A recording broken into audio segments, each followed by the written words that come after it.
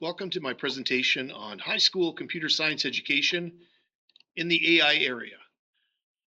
Hi everybody, I hope you enjoy this presentation. I am originally giving this presentation at the Byte conference at the University of Brandon on February 13th of 2026, but this is my recording of the same presentation in case you missed it or would like to review it at a later time. All right, let's get started. Here's the agenda for the day. I'm just going to gloss over that quickly, and let's get started on taking a look at the actual content of this presentation. So we're going to start with part one. What is AI? All right, so let's start in simple terms. It's hard in modern society to not have heard of the impact of artificial intelligence, or AI. This might include both positive and negative connotations around the term. You might not even heard where the term has come from or what it means. Instead of thinking of AI as some futuristic robot voice coming to take everyone's jobs, AI doesn't announce itself. It works quietly in the background on common tasks every day. AI organizes photos on your phone without you asking, makes movie suggestions on Netflix, reroutes GPS maps in your car, and suggests words that pop up in searches on the internet. Maybe one way to look at AI is to use an analogy. Imagine you're the manager at a large sales company and you get a new intern named Joe. She's fresh out of school, very eager, and during the job interview, you discover she's really good at spotting patterns. You don't give her a job manual with a lot of instructions or rules to follow. Instead, you tell her, here's all the customer information. Go through it and learn who are the best customers. Joe gets to work, goes through receipts, purchase records, takes notes. She works through the night, never sleeps or eats, never takes a break. Slowly, she starts to notice. Customers who shop on Friday afternoons tend to spend more money. Customers who buy the shoe's most popular item almost always come back for the matching accessory. If a customer hasn't bought anything in 3 months, they probably won't be back. At first, Joe's observations are pretty rough, and many of them are not accurate. However, Joe learns from every mistake, and she looks at more examples, adjusts her observation, and keeps getting better and better at making predictions. After a few months, given a new customer, Joe can, with decent accuracy, predict whether this customer will buy again, what they might want, and when they will show up. Joe has become an invaluable employee for productivity for the company. Plot twist, Joe is AI. All the customer information is training data. Joe getting better over time is machine learning, and Joe's predictions are the outputs that the AI gives you. With AI as a companion tool, the company is more productive. So, using an analogy like this, we can think of AI as not a replacement of human thinking, but an enhancement. When calculators were invented, people thought that humans would never do math again, but the calculator enhanced our ability to do math. So maybe AI is a calculator for ideas. Whether it was the steam engine, the printing press, electricity, automobiles, the calculator, the computer, and now AI, society learns to adapt to new tools. So let's make some definitions. What is artificial intelligence? The acronym AI, or artificial intelligence, is widely used and a big part of our modern society.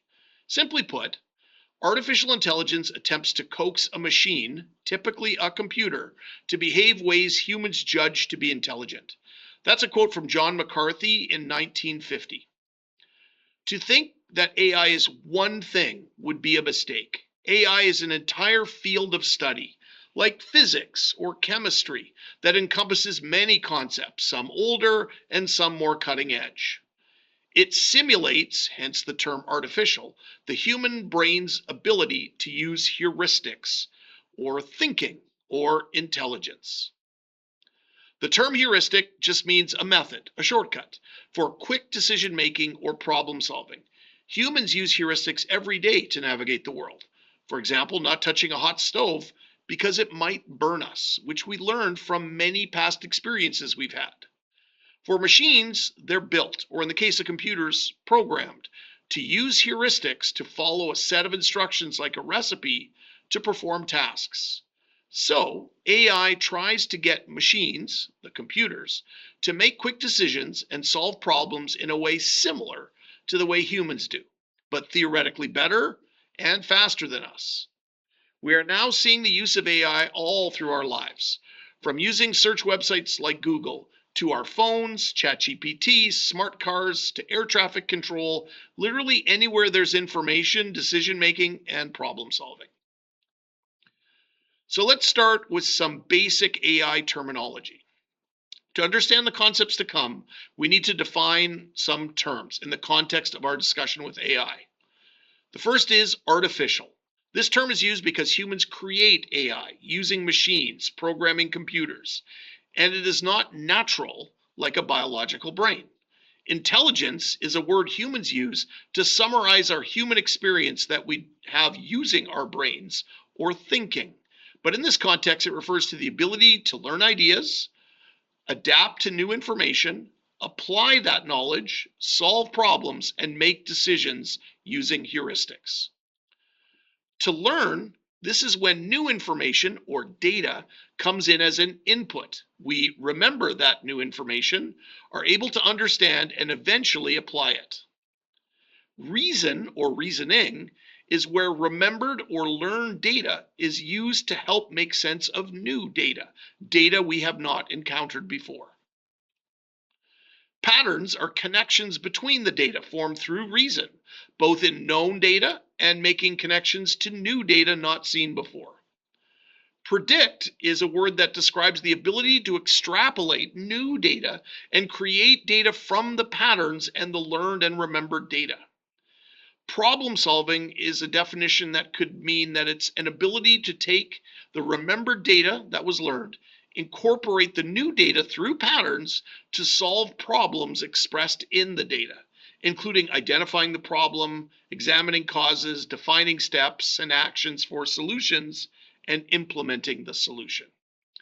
A model, well, this is a system, a process, or a technique used to simulate or imitate another object. For example, a map models the Earth. These are the basic terms that are going to lead to the next section and more AI specific terms that you may have heard, like machine learning, deep learning, generative models, large language models, neural networks, and even existing things like ChatGPT, Gemini, Copilot, Claude, etc. All right, so now let's turn our attention to the core concepts of AI. We've established that AI is a field of study that focuses on human program models of reasoning, heuristics that are similar to the human brain to learn from existing data and then take in new data to adapt, make decisions, problem solve, and or extrapolate new data. Within the field of AI, we can establish important terminology. If AI is the over-encompassing field, machine learning is a subset of AI, just like thermodynamics is a subfield of physics. Deep learning is a subset of machine learning, and therefore a smaller subset of artificial intelligence. And neural networks are used by deep learning, and thus another subset. But we can go into even more depth.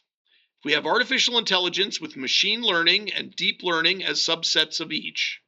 Within deep learning, we can have various models of implementation. For example, we can have discriminative models. We can have generative models. We can have large language models, sometimes shortened to the acronym LLM. Existing AI systems like Gemini and ChatGPT fall in the intersection between generative and large language models, but we're going to examine each one in more depth.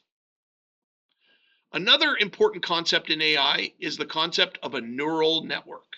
A neural network is a machine learning system inspired by the human brain, consisting of interconnected artificial neurons, or sometimes called nodes in mathematics, or perceptrons in artificial intelligence, and they're arranged in letters. We will also examine this in more detail to come. But let's start with an examination of the terms machine learning.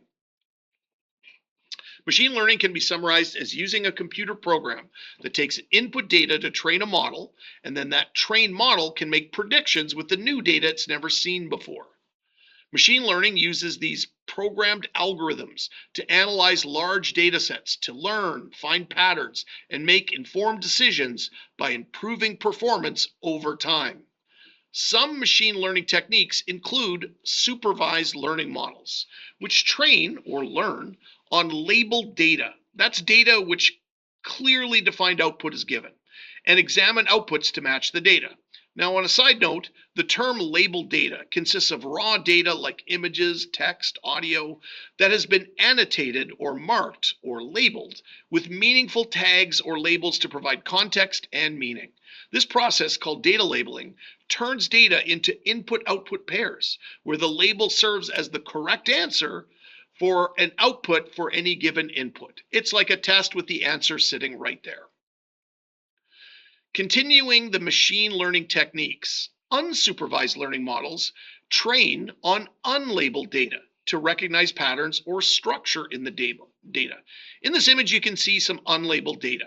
It's just a raw scatter plot of income versus years at a company. And you can see it just as raw data in the graph versus labeled data, which has a color code to it. In this graphic, you can see a tip amount versus the total bill amount labeled as picked up versus delivered orders, restaurant orders. Reinforcement learning focuses on training agents with the goal of maximizing a reward signal, providing a reward or a penalty to guide the learning towards a specific goal. The algorithms or the programming in machine learning uses statistics and statistical models to find the patterns in the data. But let's summarize the steps. 1, data is fed or it's trained into an algorithm, a supervised labeled data or unsupervised unlabeled data. 2, the algorithm identifies patterns and relationships using statistical models. It learns. 3, based on the patterns, the algorithm creates new machine learning models, or it modifies existing models by reprogramming itself. This new or adapted model is then used to make predictions or decisions on new unseen data. And as the new model gets new data and it gets feedback on how successful or not it is, it will refine its performance by going back to step 1 in an iterative process. Let's now turn our attention to the terms deep learning. Deep learning is a subset of machine learning, which we've just finished examining, that utilizes complex artificial neural networks, which we're going to examine next, and it trains or it learns on large data sets, supervised, unsupervised, and semi-supervised. The more layers in the neural network, along with the size and variety of data it trains on, determines how powerful this deep learning model is. Deep learning models can be divided into discriminative, generative, and large language models. Discriminative models learn from the relationship between labels of data points and can classify those data points. For example, a data set of bank transactions labeled as fraud or not fraud. So the deep learning discriminative model trains on labeled data. Another example might be to train a deep learning discriminative model on a data set of pictures of cats and dogs that are labeled. Then inputs to the deep learning discriminative model to a new data set, for example, a picture of a cat. It can predict with probabilities and creating decision boundaries which label to put on this new data. Label it either a dog or not a dog. Generative models learn about the patterns in the training data. When a generative model is given an input, for example, a prompt from the user, it then generates something new based on the patterns they've learned. For example, in an unlabeled data set of pictures, which happen to be cats and dogs, the generative model will find the patterns in the pictures of the things. It will then use the patterns it's learned to generate completely new images of a dog that matches the patterns that it learned. Large language models, or LLMs, although there is some overlap, LLMs and generative AI models are not necessarily the same thing. LLMs are pre-trained with very large sets of data and then fine-tuned for specific purposes. LLMs are trained in text classification, question answering, document summarization, and text generation. They can be fine-tuned for specific problems, for example, retail, finance, healthcare, entertainment. Various AI models are developed, trained, and or sold for specific purposes. For example, in smart car hardware, to websites, to hardware like Alexa or Google Home or Apple Watches. The most common AI models, things like ChatGPT, Gemini, Copilot, Claude, etc., fall in the intersection of LLM and generative models. So large companies that have billions of dollars in resources can train these big LLMs and then sell them to companies with specific data sets to fine-tune the model. You can tell if it's not a generative model if the output is one, a number, two, a classification like spam or not spam, or three, a probability. You can tell if it is a generative model if the output is one, natural language, text or speech, two, an image, or three, audio. The generative model generates new data that is similar to the data that it was trained on. Text to text takes natural language and produces text output. This is a common use of ChatGPT and Gemini.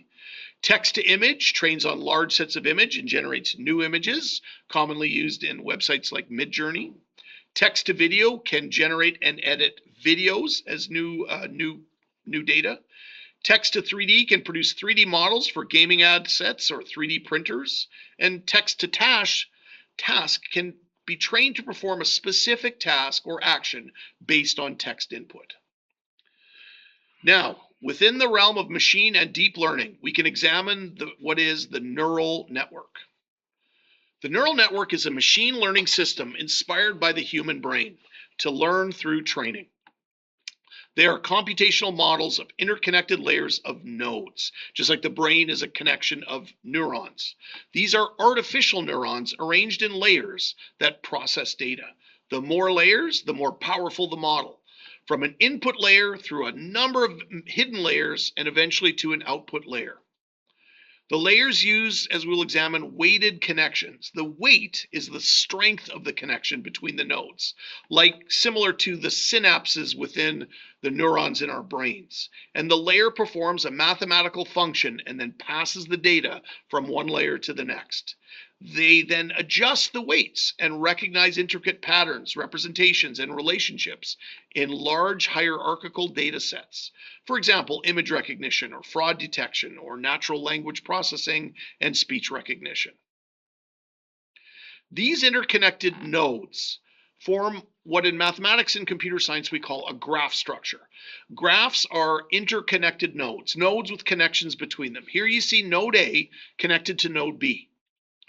The connections can be what are called directed. So you can have what's called a directed graph, meaning the information flows one direction. For example, node A flows directly to node B, or a two-way or multiple way connections. For example, here you see node B flows to node C and node C flows back to node B. That's a two-way directed connection versus A to B being a one-way directed connection. These directed connections can also have weights or weighted, which means a value is given to the connection.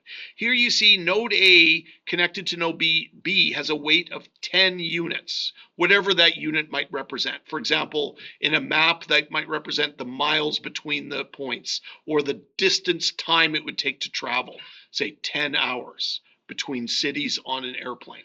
You can see here from node C to node A, it's 20 units, but from node A back to node C, it's 18 units, etc. These interconnected nodes form a graph, with the nodes forming layers, including the input layer. This takes your initial input, like the prompt you type into ChatGPT.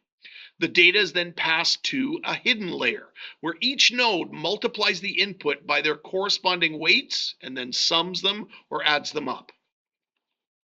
Then the sum is passed through an activation function, which is a nonlinear transformation, and it essentially decides if the node or the neuron should be activated or fired or not. So there's some mathematical statistical functions applied to the next hidden layer, and the process is continued. Weights are summed scored again, and the activation is applied again and again as it traverses through each layer. The data is then passed to each hidden layer in this process, which continues to refine which node or neuron is active. The weights act like dials. They control the strength and importance of each input signal, which in turn influences the node's output, or the neuron or the perceptron's output.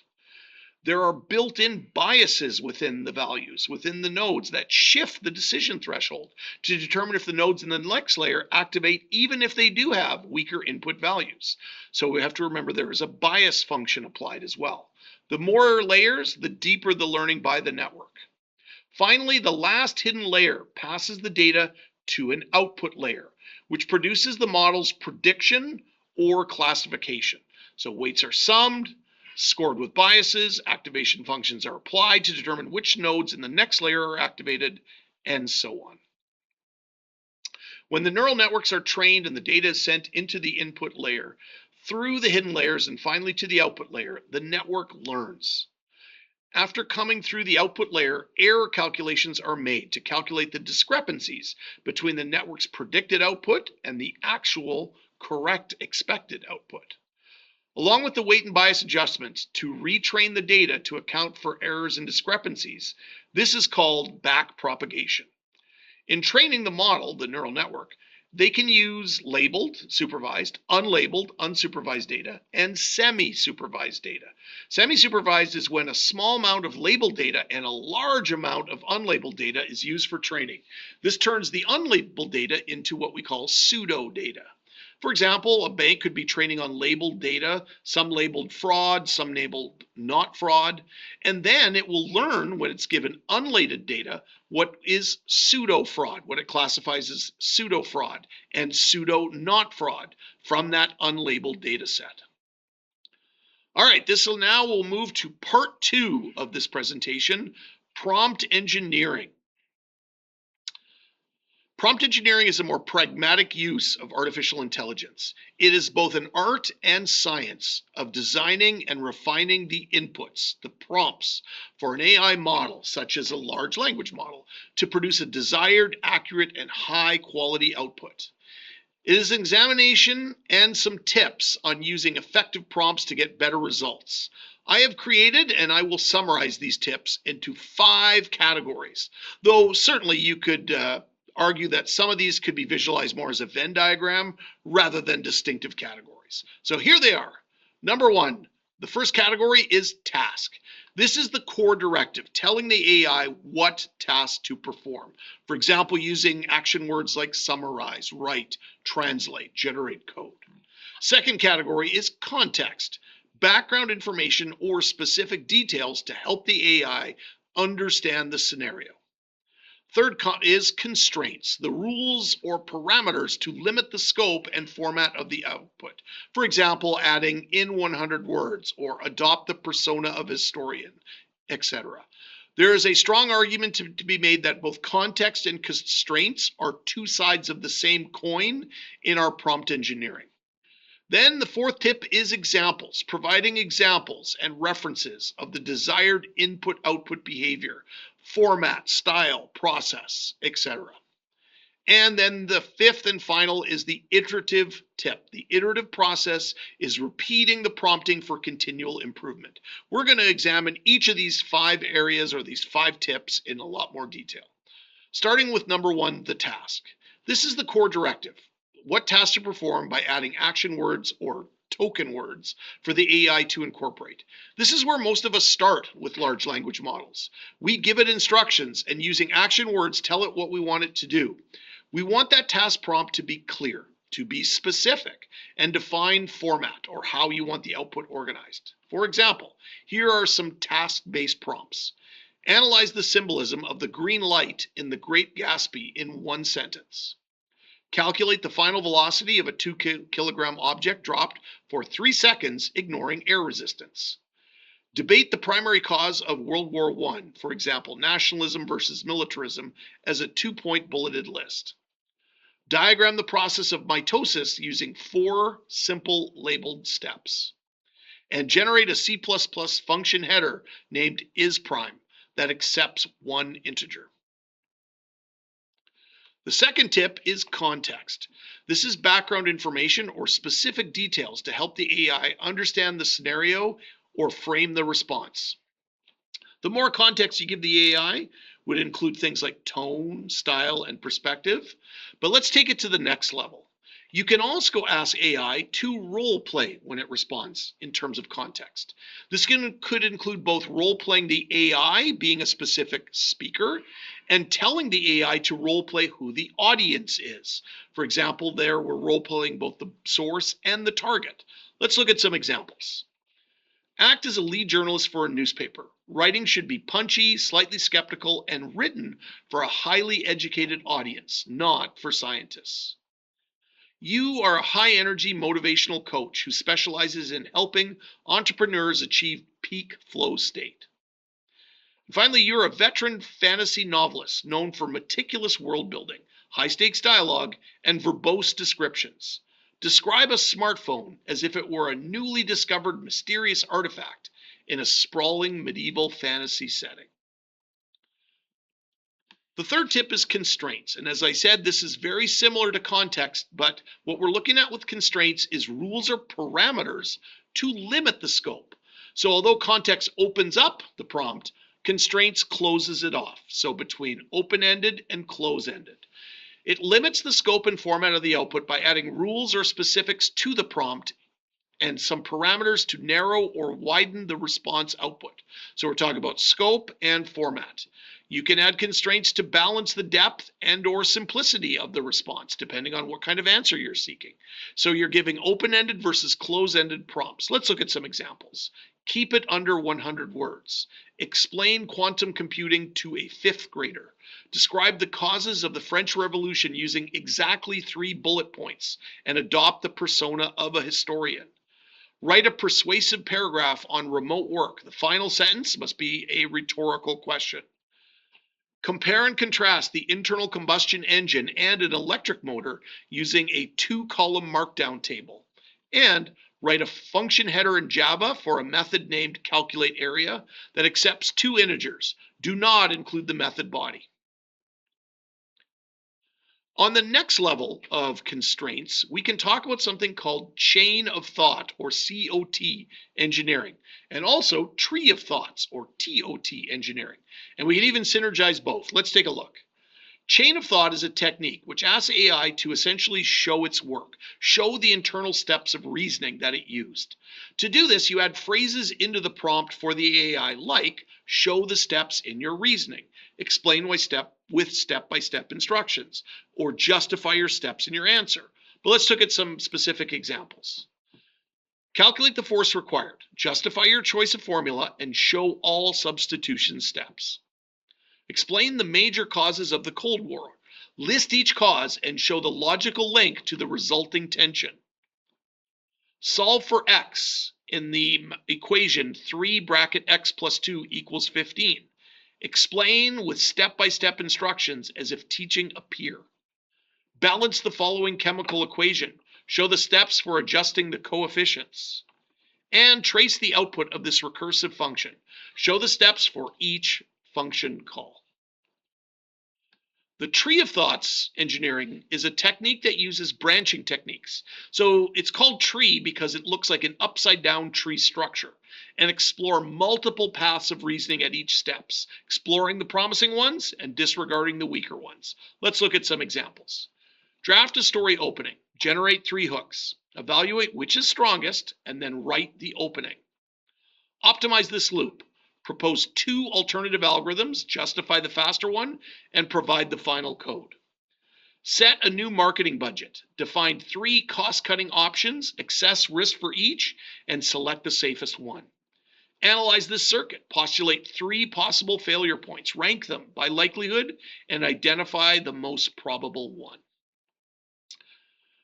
On the even more next level, we can synergize these 2 techniques together. So let's take a look at an example of that. We're going to prompt to generate multiple thought paths, which is tree of thoughts. We're going to prompt to elaborate on each path, which is the chain of thought within the tree of thoughts, and explain the step-by-step reasoning. We're going to prompt to evaluate and select, tree of thoughts by asserting these detailed paths against given criteria. We're going to prompt to justify the selection, which is chain of thoughts for the tree of thoughts, and why a particular path was chosen over others. And we're going to prompt to detail the final steps, which is our chain of thought for the final answer, and present the solution with its final sequence of steps. Let's look at an example. Write a persuasive essay hook. That's our task. Generate 3 strategies. That's tree of thoughts. For each, outline the rhetorical steps, select the strongest, and explain why. That's chain of thought. Provide the triangle congruent theorem. That's our task. Propose 2 proof methods. That's tree of thoughts. For each, show the step-by-step derivation, which is chain of thought. Select the simpler proof and explain your choice, which is again tree of thoughts. Refactor this code, which is the task and an example. This is, of course, if we're providing it with the code. Propose 2 logic approaches, tree of thoughts. For each, detail the steps and justify why one is faster, chain of thought. All right, our 4th tip is the examples area. So when writing a prompt, it's good to provide examples or templates and or references to give guidance to the desired input-output behavior. This will help to provide format, style, process, etc. Doing this is especially effective for demonstrating a specific style, format, or task logic. This is sometimes called few-shot prompting, meaning you're giving a few different shots of how you want the answer to look. On the next level, you can use something called multimodal prompting, when you attach or include other media or other modalities other than your text prompts, such as images, including picture files, audio files, video files, Word or PDF files, or Excel or PowerPoint files, even code files. So let's look at some examples. Identify the core trait of a literary character. For example, the character is Juliet, the trait is passionate. The character is Hamlet, the trait is focused. State the immediate consequence of a historical event from the attached document, and then you would upload or attach a Word document with a cause and effect history worksheet. Identify the lab tools function from the image, and then you would attach or include the image of a beaker. The final tip is the iterative process, where we experiment and iterate on our prompts, evaluate each of the outputs to see, is this output what you wanted? If the output is not a satisfactory response, then prompt again, repeat, iterate, or prompt off of the previous prompt. So to do that, we could revisit this prompt engineering 5-part framework. Should I pick a different action wording from my initial task prompt? Should I add more constraints or more or less context? Or should I modify my constraints or my context? Did I give examples? Should I add different ones or should I add more? And should I iterate again? 2, we could separate the prompt into shorter sentences. We could tokenize our prompt. It's like the way we talk to other people. We don't word vomit instructions to others. We often talk in shorter bursts. So maybe we should treat AI the same way so it can understand us better. 3, we could try a different phrasing. Same prompt written a different way. 4, we could read in response to follow-ups that are in the output responses. So make sure you read your output response so you can iterate off of that response. On the next level, you can leverage one AI model with another AI model to improve on each. For example, you could put the output response of a ChatGPT prompt response into a Gemini prompt input as an example and have Gemini evaluate it and look for improvements. Another next level is to use what's called meta prompting by asking AI to write the prompt for you. Let's look at some examples. Write a few-shot prompt to teach a student the difference between Python lists and tuples. The examples must include a short description constraint. Generate 5-tone adjectives that would be best for a prompt asking an AI to analyze Hamlet's sanity and explain why each is effective. I need a prompt that forces the AI to argue against the use of the atomic bomb. Draft a prompt that includes a persona constraint. For example, respond as a post-war diplomat. And finally, I want the AI to solve a specific problem. Write a prompt that uses chain of thought technique to ensure it shows every step of the mole to gram conversion. My apologies, I can't pronounce that chemistry term.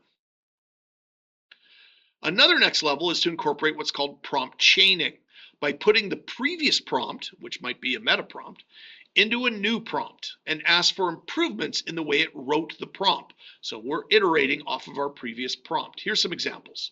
On the first prompt, identify 3 primary reasons for the failure of the League of Nations.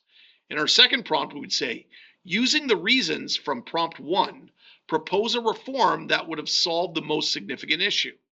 And then in the third prompt, write a 2-sentence summary explaining why your reform from prompt 2 likely would not have succeeded. And then one more next level is a technique called the AI agent, where you write a prompt to have AI act as an AI agent and assume a specific role through role play. And you tell AI you will also be role playing a specific role in a simulation for a conversation.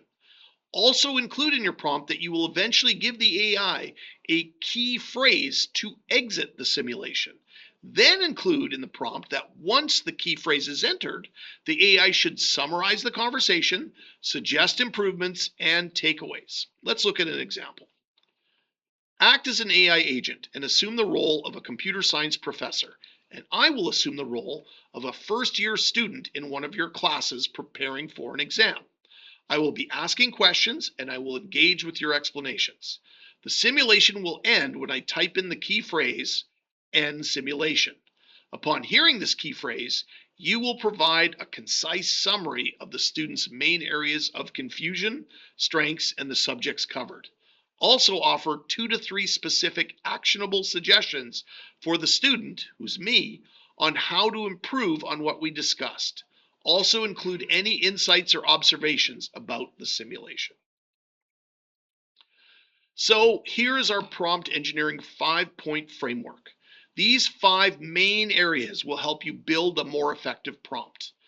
The context, the constraints, the examples, the iterative process, and of course the main task.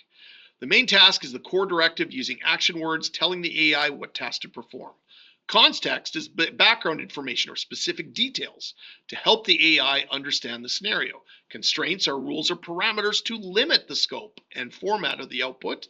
Examples are provided or references of the desired input-output behavior. And of course, iterative process is the repeating of the prompting for continual improvement.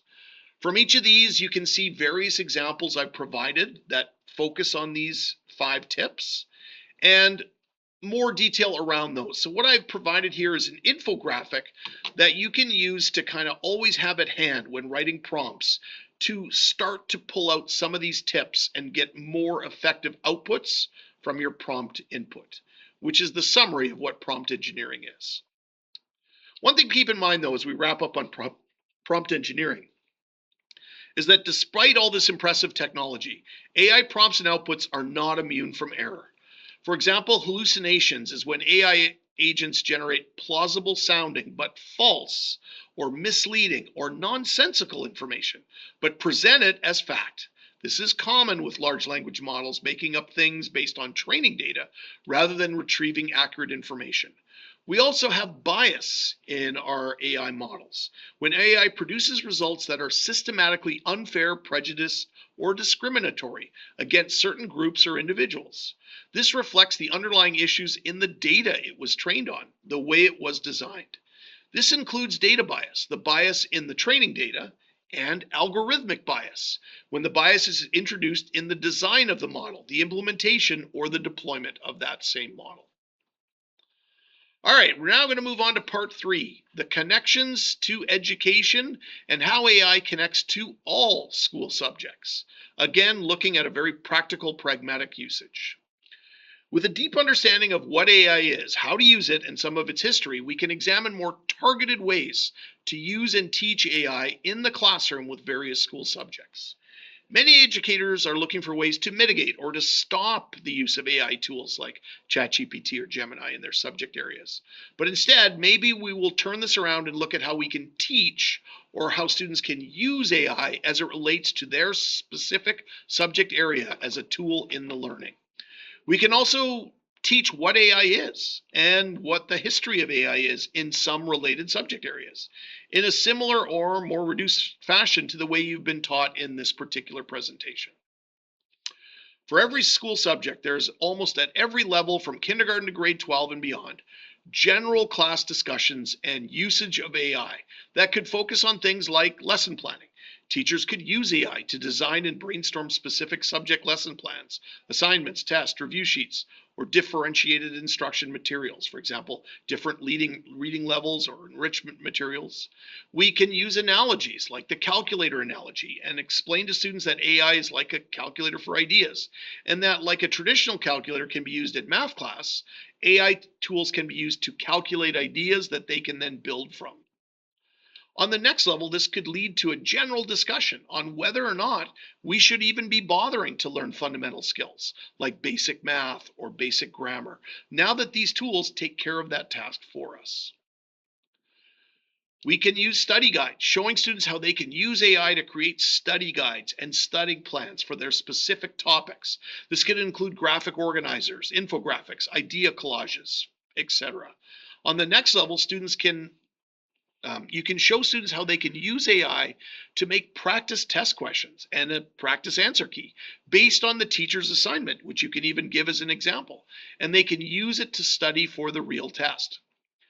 We can have discussions around the future, specific subject area on specific subjects into the future or careers. We can have discussions around ethics, discussing ethical areas, but I'm going to stop there on that note that we will be examining that in more detail further in this presentation. As it relates to specific subject areas, some ideas to teach and use AI in those areas. Let's look at, for example, language arts. We could use AI to generate short story openings for the entire class, and then each student could finish the story in their own words. We could have students upload their work as an example to AI and have the AI critique it and give feedback. We could teach how to prompt engineer, which requires the user to have very clear, well-written prompts, writing as a part of language arts, and then make prompt as a writing assignment, prompt writing. Based on the end criteria, students write the best, well-structured prompts to get to the desired outputs. You could use the AI agent tip to have AI role play as a character from a novel and have students converse with the character and then write about their experiences.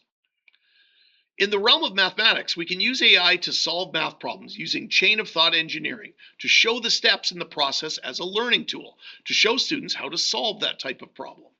We can also use AI to generate math problems from current unit concepts to help connect with these abstract math concepts to more concrete real-world examples. In the graphic here, you see how you can connect high school grade 10 math class and trigonometry to something like construction or sports. We can ask AI to explain, maybe given the context of explaining it to a younger child, how a certain math formula works. Maybe have it generate visualizations to help explain the concepts. In science, we can ask AI to present a data set, a few shot example, and upload a data set to analyze and have AI summarize the trends around a certain experiment's topic. We can use AI to create simulations, for example, climate, ecosystems, molecular structures, or even design an experiment, including all steps, and evaluate the ethics and the practicality of that experiment. We can use the AI agent feature to have AI role play as a famous scientist and have students converse and have the scientist explain their famous discoveries and theories to them. We can use AI to simplify scientific journals at the level of the reading level of the student. For example, simplify the main hypothesis and findings of this article. Then you could provide a hyperlink to a specific scientific journal article, as if explaining it to a grade 9 student whose first language is not English. In social studies or history, we can ask AI to simulate a debate on a controversial historical event. For example, the causes of the American Civil War, and then have students analyze and write about what they might agree or disagree with one side of that debate. We could use the AI agent and have AI role play as a historical figure and have the students conduct an interview with that figure and write about the events in history that figure was a part of. We could have AI generate historical timelines, including images and artifacts and dates, historical maps, or summarize primary sources by giving a few shot example and uploading a link to that primary source. We could ask AI to generate a what if alternative history scenario. For example, what if the Allies lost World War II? And then have students discuss the historical accuracy of that AI output. In art, music, or drama, we could have class discussions around the ethics of AI generated art. We could discuss what is art and discuss what creativity really means. We could upload student work or famous works to AI and have it summarize the style, the composition, etc. Or have AI generate an artistic piece when given visual art, music, etc., based on a specific context and constraints of that art style currently being studied in class, and then have students critique the output. We could use the AI agent to have AI role play as a famous artist and have students ask the artist for tips or what inspired them. Or in drama, use AI as role playing to practice lines and scenes for the play and critique your performance. We could have AI remix student work that could be uploaded into a collage for visual art or a song for music. In vocational course options, we can have class discussions about how these courses use tools for their vocations, and that AI might be a more powerful tool that might be essential to that career in the future. For example, AI doing engine diagnostics, or smart mirrors that analyze hair damage and suggest color formulas, etc. We can use AI agent and have the AI role play as a customer or as your boss for practicing that vocation in a realistic career scenario. In physical education, we can have AI generate customized workout routines based on specific goals. For example, improve running endurance, strength, which equipment is available, and time constraints. We can have AI generate original games by inputting constraints like the available equipment, the class size, specific learning objective, for example, teamwork or cardiovascular endurance, or modify a known sport to fit the context. For example, create a dodgeball variant for 30 students with no balls, focused on communication. We could have the AI simulate strategies like what is the most effective soccer formation, and then test it on the field and reflect on what worked or what didn't work. We can have students ask AI anonymous and personalized questions about nutrition, healthy habits, or muscle autonomy, serving as private real-time study assistants for the theoretical portions of a physical education course.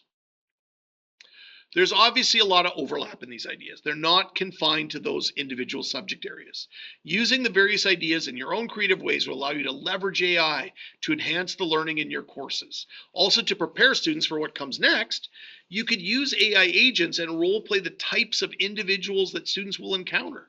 For example, you could ask it to do an AI teacher for elementary students about to enter middle school.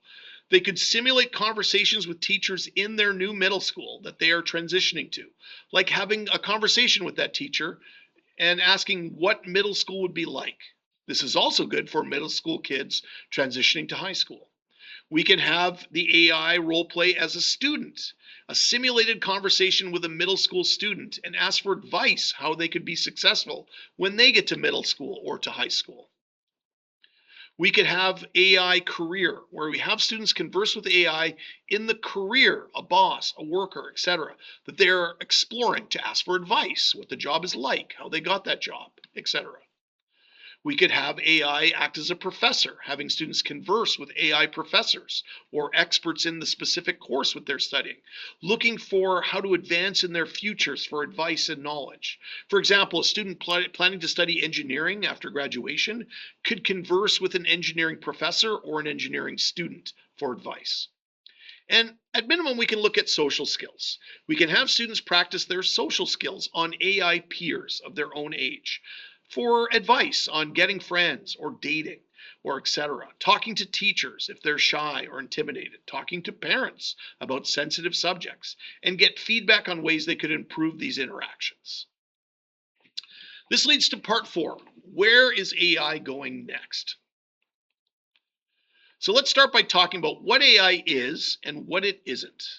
If we're going to look at what's going on forward, and now that we have a grip on definitions and core concepts around AI, we can define some things it can and cannot do, along with some fundamental questions about the impact of where it's going. Let's start with a comparison chart. AI is good at repetitive tasks, spotting patterns in data, sorting information fast, and making predictions. Humans are good at being creative, not just compiling, but creative. Actually caring about people, not just imitating caring. Asking better questions and making moral decisions that are situational. And we can also look at some myths versus the current state of where AI is. Here's a myth: AI is conscious. In reality, AI is just math, statistics, and patterns. AI can replace all jobs. Well, AI can replace tasks, not necessarily whole roles. AI is always correct. That's a myth. In reality, AI can obviously make mistakes. AI is unbiased. Also not true. AI picks up on human biases. It learns the biases from us. But even this could be challenged. So maybe we should add a few more points about the theory of AI and 3 specific classifications of AI. So the first is narrow AI. This is the AI we currently have in the world. It can be simply described as AI that is good at one specific job or task. This is ChatGPT, Gemini, Siri, Alexa, Netflix, Face ID, etc.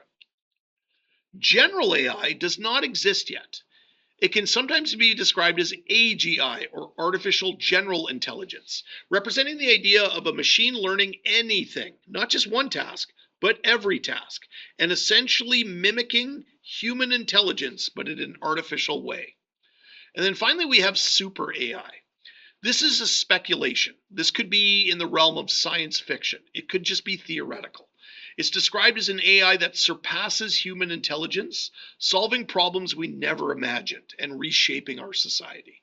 This is science fiction like The Matrix or HAL 9000. Maybe we should circle back though, address some of those big questions everyone's talking about, like, is AI going to take my job? Is AI going to take over the world? Is AI really alive? These are complex and nuanced answers. Some of them can be debated, but I'm going to share my opinion. For the last two, is AI going to take over the world and is it really alive? Well, we haven't reached AGI, or artificial general intelligence, yet. Never mind super AI. So I will give a tentative no to those questions. AI is not alive in the sense that we may think of it, and it's not going to take over the world in the dystopian sense we might imagine. But again, that's a tentative no. But as far as the first question goes, is it going to take over my job? Well, AI is already taking over tasks. We're living in a time of change, and AI is driving that change. So that's a harder question to give a straight answer to. So let's talk about the impact of AI on the future and on ethics. When having discussions around the future and the impact of AI on, for example, your specific subject area or future career choices with students, you could lead the class in examining several careers, drawing a chart on the board, then break down into tasks that job into the categories of cerebral, or mostly in the mind, physical, and social. And then have the class rank the likelihood of AI replacing that career in the near future. Let's try an example. At a lower risk are jobs that require a high degree of emotional intelligence, complex physical dexterity, leadership, or unpredictable creative decision making. So let's take the career of a plumber. Break it down into those 3 categories: cerebral, physical, and social tasks. Under cerebral, you can see several of those tasks right there. Similarly, with physical tasks, you can see quite a few physical tasks there. And under social, you can also see some tasks. Having the class predict this, I would imagine that they would predict that this is at a low risk of AI replacement in terms of the job overall. Certainly some of those tasks could maybe be replaced, but there's enough of those tasks that still need to be performed by a human that this has a low likelihood of being replaced right now as a career. Other examples include in the skilled trades, plumbers, HVAC technicians, welders; in healthcare, surgeons, registered nurse, physical therapists; in creative and strategic fields, chief executives, marketing strategists, architects; educators and teachers, psychologists, mental health counselors, and social workers. Now, at a medium risk are careers that involve tasks that can be partially automated or augmented by AI, like drafting documents or analyzing data, but they still require human oversight, client management, and high level judgment. So, we're going to take the career of an accountant. Once again, break it up into cerebral, physical, and social tasks.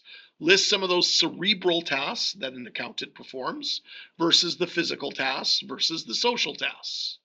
And again, you could have the class predict this, but a lot of those cerebral tasks are definitely there, but it's now in the area of social and creative decision making that I would probably say that this has a medium chance of being replaced overall by artificial intelligence. But certainly, a lot of those tasks can be replaced or augmented by the introducing AI. Other examples include financial and legal professionals, junior financial analysts, paralegals, accountants, and auditors, mid-level tech roles like software developers that do routine coding, data scientists for basic analysis, creative support workers like graphic designers for logo template work, technical writers, copy editors, middle managers that have tasks like scheduling and routine email management. A lot of those tasks within that career can start to be at a medium level replaced by AI. And finally, let's look at the high risk jobs. These are primarily highly repetitive, rule based data processing that AI and automation can certainly do faster, cheaper, and more effectively. So let's look at the career of a customer service representative. Again, breaking it into the three categories: loading in the cerebral, loading in the physical, and loading in the social. So I would put this at a high risk of overall replacement by AI because of the number of tasks that could. And again, more examples could include administrative and clerical, data entry clerks, bookkeepers, receptionists, payroll clerks. Under customer service, so we can see the customer service, especially call center agents, telemarketers, interpreters, translators, proofreaders, warehouse workers, assembly line routine sorting, truck drivers long haul as autonomous tech starts to advance.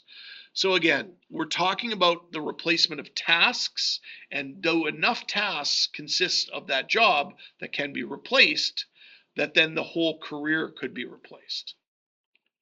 We can also introduce discussions around ethics within the specific subject area and the ethics of artificial intelligence.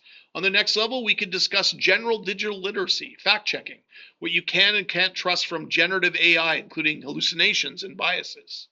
On another next level, we could discuss over-relying on AI as a crutch rather than a tool, and maybe hypothetical situations where we have the students decide where AI usage has gone too far and is no longer a tool, but is doing the work and the learning for the student, i.e.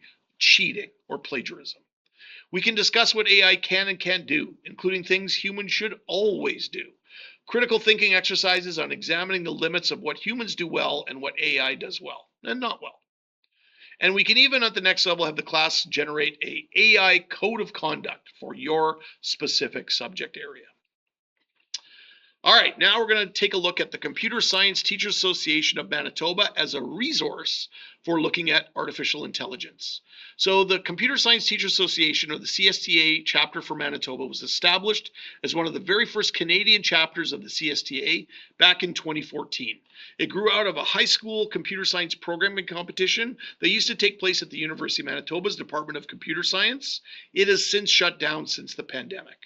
Computer science professor and dean of the computer science department at the time, Dr. Mike Domoransky, who has now moved on to Western, along with myself, Elizabeth LePage from Balmoral Hall, another now retired computer science teacher, and now Karen Latimer from St. Paul's High School, started and then continued to support the Manitoba chapter of the Computer Science Teachers Association.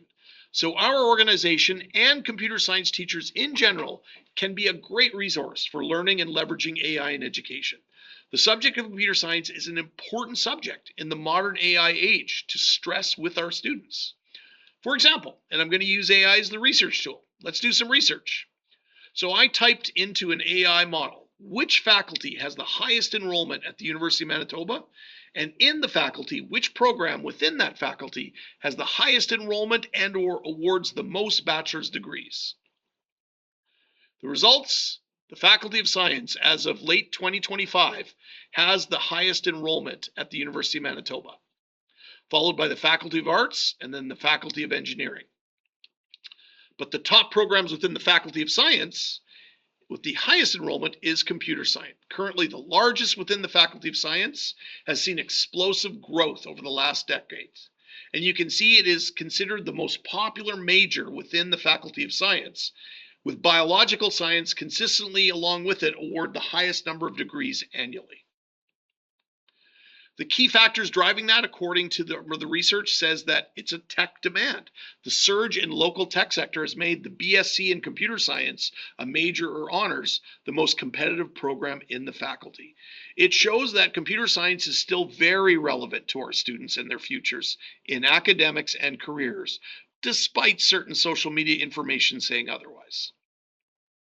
Summing up, we find computer science education having a computer science programmer teacher and students studying in this area or related area will have a positive impact on their futures in AI.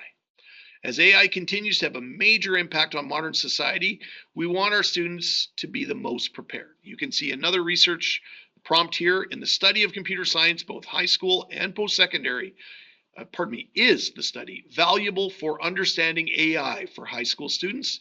And the short answer is absolutely.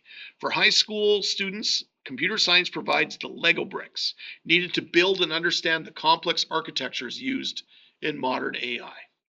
For further reference, I'm offering a full AI course for the next school year that you can explore with this link. And for those who want more direct connections, teaching resources, and more for computer science and AI, you can see this page and this YouTube video with the links provided here. Our final section, which I'm going to go through very quickly, is the tools and links section, just to provide you even more resources as you leave here. So these are even more pragmatic uses. So having a grasp on what AI and its potential, along with that prompt engineering mindset, we can focus on some practical tools that you can leverage for your various tasks. Keeping in mind that this is a dynamic field. Links and tools are constantly changing and new tools keep arising. So artificial intelligence is not just a trend, it's a fundamental shift in how we live and work. And for those who take the time to understand and leverage AI, you'll have a distinctive advantage in the years to come. All right, so I'm going to present these under categories. These will also be available on my website in the links I provided and in the handout I'm going to give to you. So here you can see some under the personal productivity and time management section. Todoist, Motion, Reclaim.ai, Notion, Microsoft 360 Copilot. You can see brief descriptions there and links to these tools and sites. Trello, Clockwise, and those and that particular category. Under the category of mental and physical health, we have Calm and Headspace, Freeletics and Fitbod, MyFitnessPal and Lumen. Under learning and skill development, we have LinguaMaster, Polyglot Genius, SkillForge, Codemaster, Design Pro, Rocky.ai, SpeakUp, Knowledge Flow, Brain Boost, Market Sense, Create-A-Gen, Idea Flow. Under financial management, we have YNAB, You Need a Budget, Mint, Betterment AI Pro, TurboTax, FinTech Simulator, Pocket Guard. Under personal creativity, we have DAL-E, Artbreeder X, Writesonic Pro, Amper Music 4.0, Aviva Composer, Dreamforge, Runway Video, Deep Motion Animator, Canva AI Designer, Adobe Sensei Illustrator. In the realm of education, we have Conmingo, Flint, StudyFetch, No Unity, Quizlet, Photomath, Perplexity AI, MagicSchool.ai, Brisk Teaching, EduAid.ai, Curipod, QuestionWell, Grammarly, Quillbot, Otter.ai, Gamma, Diffit. Thank you, everybody. I hope you enjoyed this presentation. I hope you got something useful out of it, and have yourselves a great day.